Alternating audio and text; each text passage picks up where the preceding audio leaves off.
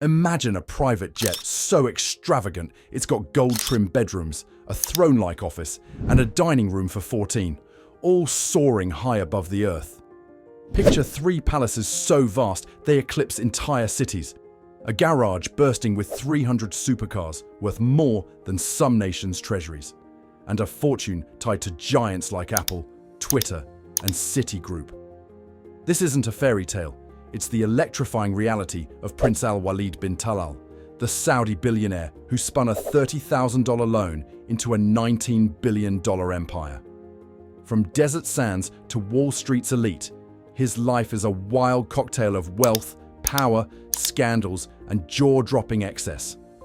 Buckle up, because we're plunging into a world that'll leave you stunned, and you'll want to smash that subscribe button, hit like, and share this with your friends so you don't miss a single second of this unbelievable saga. Let's meet the legend himself. Born March 7th, 1955, in Jeddah, Saudi Arabia, Prince Al Waleed bin Talal is royalty with a renegade twist. He's the grandson of King Abdulaziz, the visionary who forged modern Saudi Arabia, and the son of Princess Mona El Sol, a Lebanese heiress linked to her country's independence. But Al Waleed didn't coast on his bloodline. He studied business at Menlo College in California, living in a dorm with a leaky roof and driving a $200 Chevy that coughed smoke, then grabbed a master's from Syracuse, obsessing over finance late into the night. Back in Riyadh by 1979, armed with a $30,000 loan from his dad. Today, he's dined with 7 US presidents, swapped genius with Steve Jobs before the iPhone, and traded billions with Bill Gates. Oh, and he once threw a desert party for 1,000 guests, with a fireworks display so massive NASA tracked it from orbit. Yep, we'll get to that insanity later. How does a prince turn pocket change into a global juggernaut? Stick around, this is just the warm-up. If you're already hooked, hit that like button and subscribe for the full ride. Al Waleed's empire revolves around Kingdom Holding Company, a powerhouse he kicked off in 1980 with that modest $30,000. It's his war chest, a Saudi-flavored version of Warren Buffett's Berkshire Hathaway. He owns 95% of it, and it's a sprawling tapestry of investments that will blow your mind. Take Citigroup. In 1991, with the bank teetering on collapse, he swooped in with $590 million for a 10% stake, a gamble that turned him into a Wall Street icon when it soared. Tech.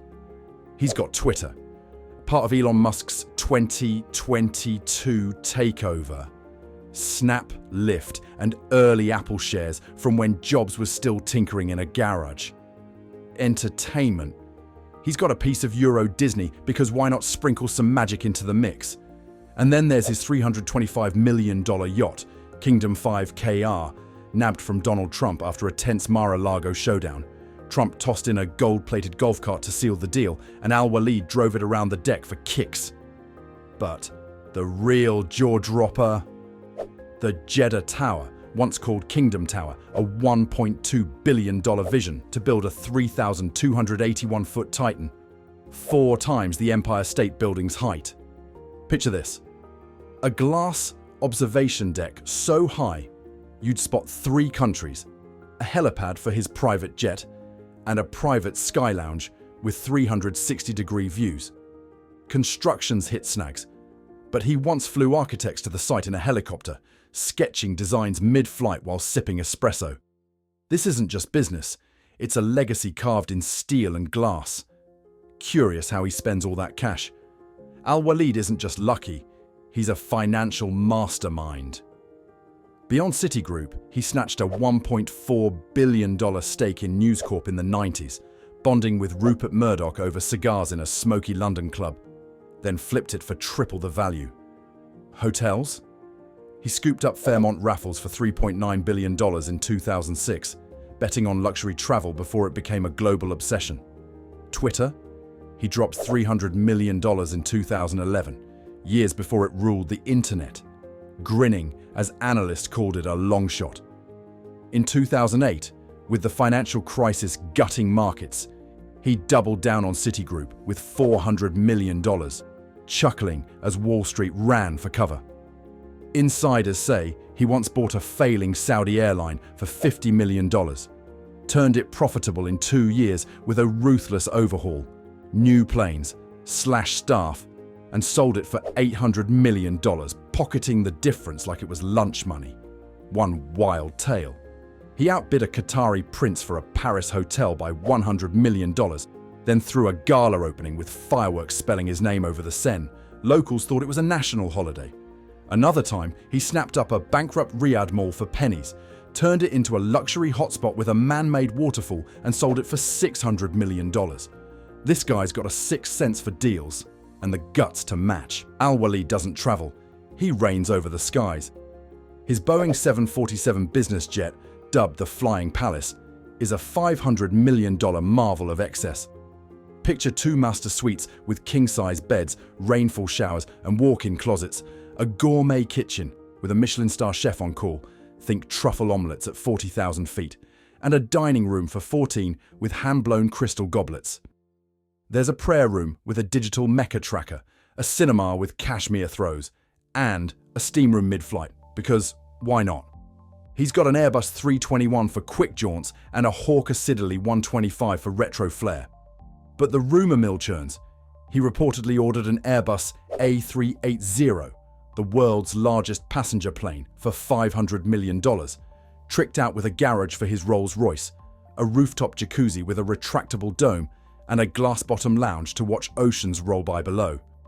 Friends spill wild stories.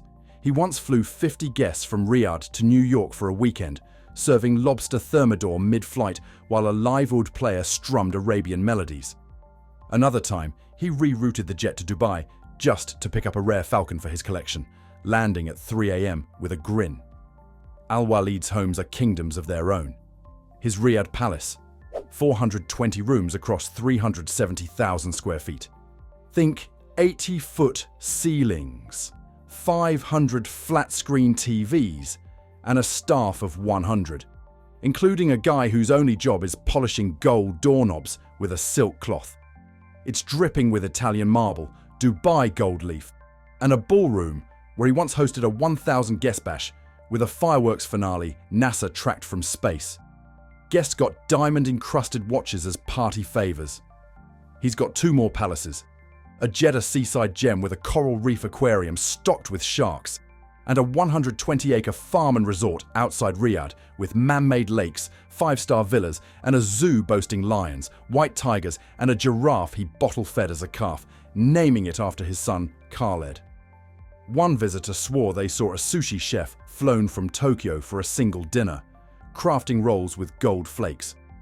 Another caught him screening The Godfather in a private theatre with Martin Scorsese as a surprise guest, sipping espresso and debating mob tactics. His garage has a hydraulic lift that spins his daily supercar pick into place. Sometimes he flips a coin to choose. Then there's the Desert Palace rumour, a secret retreat buried in the dunes, with an underground pool and a stargazing dome, only accessible by chopper. Hit subscribe if this floors you. We're cruising into his car collection next. Al Waleed's car collection is a $100 million fever dream. Nearly 300 vehicles that could fill a museum. Standouts? A $4.5 million Lamborghini Veneno Roadster, one of just 9 ever made. A Bugatti Chiron that screams to 261 miles per hour. And a sapphire blue Rolls-Royce Phantom with diamond initials on the grille, a gift for his daughter Reem. There's a Ferrari F12 Berlinetta, a Pagani Zonda with a carbon fiber body, and a Koenigsegg CCXR that purrs like a jet engine. His gold McLaren P1 caused a frenzy in London. Cops had to cordon off the street as tourists snapped pics. He once raced a sheikh on a private desert track, betting a $1 million Patek Philippe watch, and won, tossing the keys to a bystander as a tip. He shipped 20 cars to Cannes for a film festival, rolling them out with a mobile garage and armed guards. Leonardo DiCaprio reportedly begged for a ride. Staff polished them daily with silk cloths, and he's got a custom garage with climate control so precise it rivals a Swiss lab. Once, He gifted a $2 million Bugatti to a friend for winning a chess match, because that's just Tuesday for him. Al Waleed's a hospitality titan too. Kingdom Holding owns stakes in the Savoy in London, suites at $18,000 a night. The Four Seasons George V in Paris, co-owned with Bill Gates, and New York's legendary Plaza Hotel. He's got the Four Seasons Toronto and Riyadh's Kingdom Centre, its skybridge glowing like a sci-fi beacon over the desert. His yacht, Kingdom 5 KR, a $325 million steal from Donald Trump, boasts 11 staterooms, a Never Say Never Again Bond film cameo, and upgrades like a cinema, helipad, and an infinity pool with a glass edge. He once threw a yacht party with a live shark tank on board. Guests fed it prime rib while a DJ spun tracks. He's hosted Jeff Bezos and Richard Branson there, serving 50-year-old scotch off Capri while dolphins race the boat. Another time, he docked in Ibiza, rented the island's priciest club for a night, and flew in a Michelin-starred chef to cook for 200 guests. Dessert was a chocolate fountain with edible gold. Al Waleed's life isn't all champagne. Scandals stalk him like vultures. In 2017, Saudi Arabia's anti-corruption purge locked him in the Ritz-Carlton for 83 days. Rumors say he coughed up $6 billion to walk free, selling his Airbus and hotel stakes under duress. Some claim guards shaved his head and blasted AC to freeze him out. He calls it a misunderstanding, but the whispers linger. Rewind to 2008. Paparazzi caught him at a London bash with models, champagne fountains, and a $10 million diamond giveaway. Saudi tabloids exploded, branding it a sinful spree that nearly got him banned from a royal council. In 2011, a Monaco party planner sued him for $2 million, alleging he stiffed her after a yacht rave with fire breathers and a pet tiger. She settled out of court after a year of legal mudslinging. Then there's the 2014 jet scandal. Reports claimed he tried to smuggle a $10 million Falcon on his 747, dodging customs in Dubai. He paid a hefty fine, shrugged, and flew off. Love him or loathe him, these twists keep us glued. What's your take? Scandal magnate or framed genius?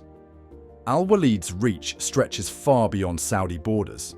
He's a Davos fixture, steering talks on global finance with a silver tongue. His Twitter stake shaped its early censorship rules. Pre-Musk, he pushed for freer speech.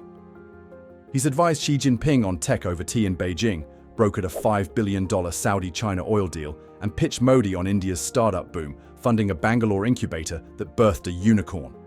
He lobbied for Saudi women's driving rights pre-2018, quietly bankrolling driving schools and gifting cars to the first graduates. His $10 million 9/11 donation, returned by Giuliani amid political heat, proved his clout, even if it backfired. One insane moment. He flew to Fukushima post-2011 tsunami, donated $20 million in aid and handed out solar panels to survivors, then jetted off to Paris for dinner. He's a bridge between worlds. Tell us his biggest global flex in the comments. Al Waleed's got a generous streak. Al Waleed Philanthropies has poured $4 billion into women's education, disaster relief, and cultural bridges. His 2015 pledge to give away his entire $32 billion fortune post-death, Gates style, stunned the world. He signed it live on TV, grinning as the ink dried. He's built 10,000 homes for Saudi poor, funded eye surgeries for 1 million kids, and even airdropped food to Syrian refugees from his jet. But scandals keep coming. 2020 leaks claimed he hid $2 billion in offshore accounts. He sued for defamation, won, and framed the ruling in his office. In 2016, a Saudi princess accused him of a $100 million land grab, alleging he bribed officials. She lost in court, but the headlines stung. There's more. 1999 whispers say he crashed a $20 million yacht into a coral reef off Greece, paid off the damage, and bought a bigger one to flex. Generous or shady? You decide. Behind the billions, there's a man. He's been married multiple times. Princess Amira Al Tawil, his most famous ex, is a philanthropy icon who split in 2013 but still co-hosts charity galas with him. His kids, Khaled and Reem, chase tech and fashion. Khaled's app hit 1 million downloads. Reem's designs walked Paris Fashion Week. He loves the desert, ditching palaces to camp Bedouin style, roasting lamb over open flames. Once, he raced camels with locals, lost $50,000 in bets, and laughed it off, handing out gold coins to the crowd. Another gem? He owns a secret art collection. Picasso's, Warhol's, even a $300 million Da Vinci sketch he denies buying, but keeps in a vault. Still not wowed. Al Waleed owns a private island off Saudi's coast, 50 acres with a glass villa, a dolphin lagoon, and a submarine dock for underwater tours. He bought it for $80 million, then spent $50 million more to build a reef from scratch. Divers say it's got fish found nowhere else. He's got a $200 million emerald mine in Colombia, churning out gems he gifts to royals. Queen Elizabeth reportedly wore one at a state dinner. Then there's his emergency vault, a Riyadh bunker with $500 million in gold bars, rare coins, and a diamond the size of a golf ball he calls the Desert Star. Rumour has it he once lost a $10 million poker game in Vegas, tipped the dealer a Ferrari, and flew home unbothered. One guest swears he saw a robot butler serve tea at the palace, programmed to bow and speak 6 languages. Another claims he keeps a pet cheetah that rides shotgun in his Rolls Royce. This is next-level living. Share this with someone who'd lose their mind over it. That's Prince Al Waleed bin Talal, from a $30,000 loan to a $19 billion odyssey of luxury, scandals, and untouchable power. If this blew your mind, like, subscribe, and share with your friends and family. We've got more insane stories coming.